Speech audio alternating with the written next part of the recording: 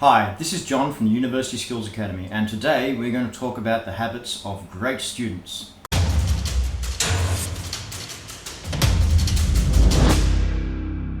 If you're studying something, all of these things apply to you. First thing to know is that you don't have to be a genius to do well at your post-school training. There are three key things. 1, time management, work, and motivation to keep that work up. So to get through post-school training, it doesn't have anything to do with how smart you think you are, or how smart people have told you are in the past, or how smart people have told you you're not in the past. It has only to do with your time management, your motivation, and how much you work in your current course. First habit, a successful student acts in a professional manner. So they conduct themselves as though their primary reason for being is to study and to learn. Next, they take care of themselves physically and emotionally. That means about 4 hours a week of intensive exercise, a healthy, balanced diet, good sleeping patterns, and if they're under stress from external sources like family hassles or money hassles, you deal with those so you can maintain your focus and energies on your learning. They make up for being absent from class.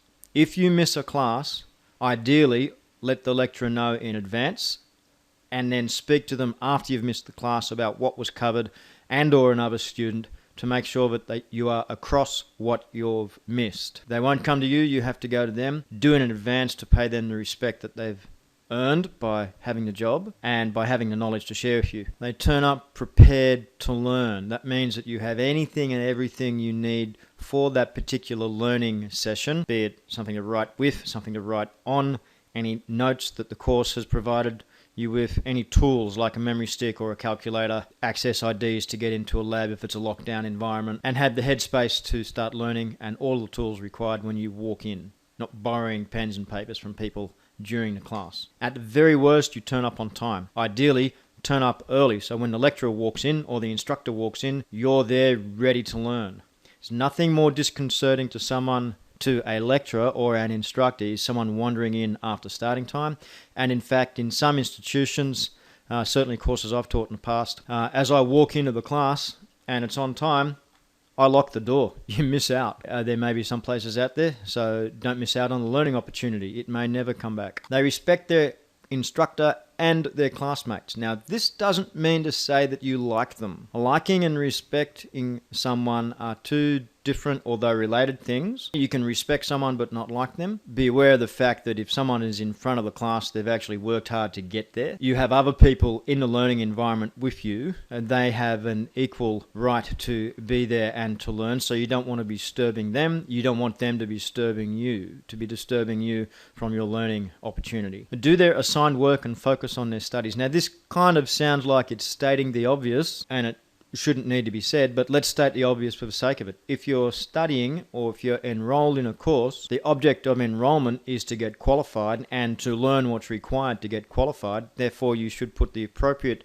amount of time and effort into that element of studying. They follow all the institutional rules and are not afraid to ask questions. That means that you don't plagiarize, that you only use the labs for particular types of research that's related to your course. And most importantly, don't be afraid to ask questions. If you don't understand something that the lecturer has said, it's incumbent upon them to share that and to communicate with you appropriately.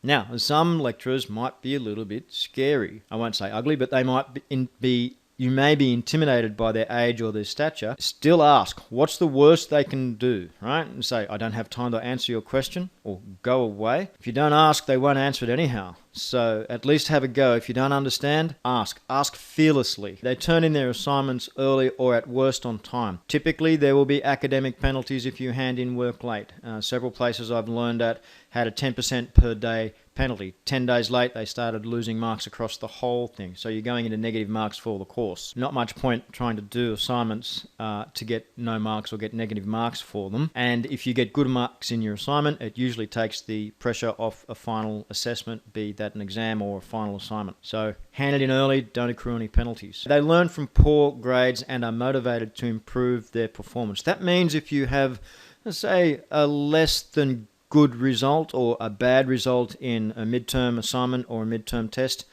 You don't just throw up your hands and say, well, I'm not going to do this anymore and walk away. You turn it around and use that as a motivating force for you to improve your next grades. Again, go and see the academic staff, ask where you can improve, ask if they have any hints on what you should be doing differently next time, and take it as a learning exercise. Use it as lesson learnt and do it differently next time. They read for recreation to maintain their reading speed. Anything below university, 20 minutes a day should be recreational reading. Anything at university or above should be at least 40 minutes a day recreational reading.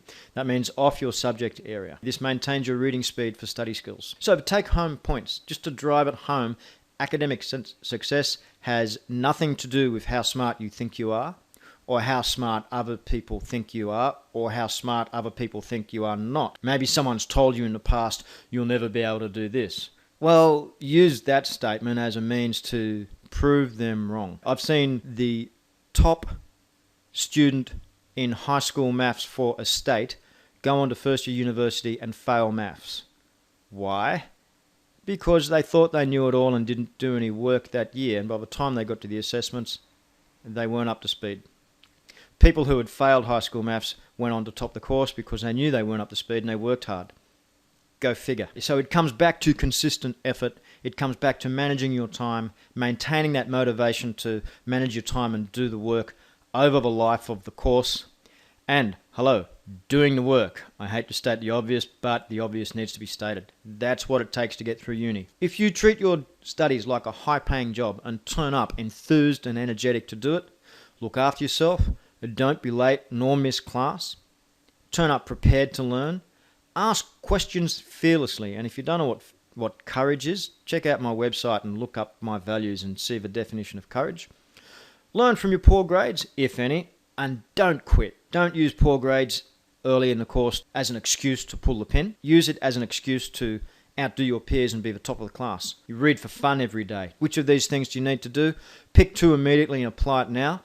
Go through the list later and apply the rest.